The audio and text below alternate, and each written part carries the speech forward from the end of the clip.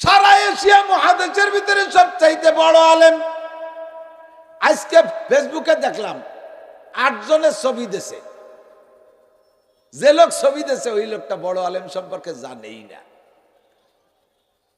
আল্লাহ, সারা বাংলাদেশে বড় ডাক্তারকে আর একজন ডাক্তারে জানতে পারে, রুগীরা জানে না। সারা বাংলাদেশে সবচেয়ে বড় পুলিশকে আমি চিনি না, পুলিশরাই চেনে। সারা বাংলাদেশের সবচেয়ে বড় আলেমকে আপনারা জানেন না। আপনারা মনে করেন ঝাঁকানাকা বয়ান করতে পারে যে হুজুর, ওই হুজুর বলে সবচেয়ে বড় হুজুর।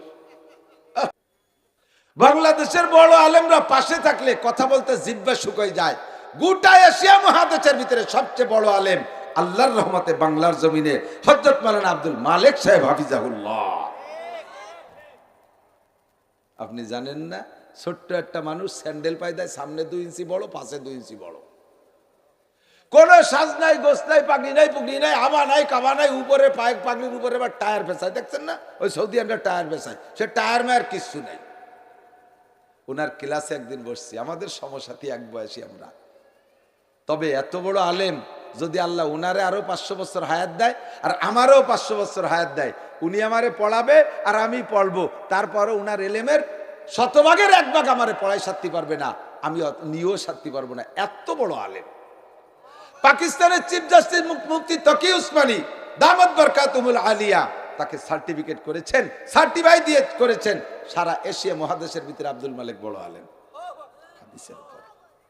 এই আব্দুল মালেক সাহেবের কাছে একদিন ক্লাসে বসছি, যে কথাটা বলবো বলে, বড়দের কথা একটু বড়দের পরিচয় দিয়ে বললে কথার গুরুত্ব বাড়ে, এই জন্যই বলছি, নইলে আর কিছু না। এদিক তাকান, আব্দুল মালেক সাহেবের হাদিসের ক্লাসে একদিন বসছি, হাদিস পড়ায় ফাঁকে ফাঁকে, হাদিসের ফাঁকে ফাঁকে কয় আস্তাগফিরুল্লাহ ওয়া আতুবু ইলাইহি লা ইলাহা ইল্লাল্লাহ।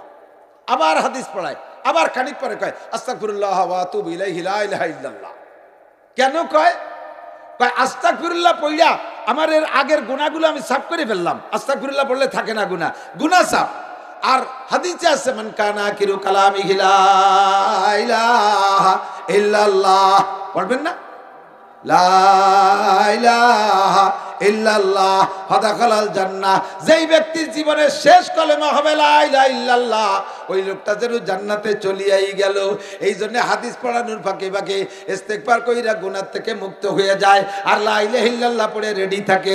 আমার এখনই যদি মরণ হয় তাহলে লা ইলাহা ইল্লাল্লাহর পর মরণ হবে, আমার এখনই যদি মৃত্যু হয় আমার ইস্তেগফারের উপরে লা ইলাহা ইল্লাল্লাহর পর মরণ হবে।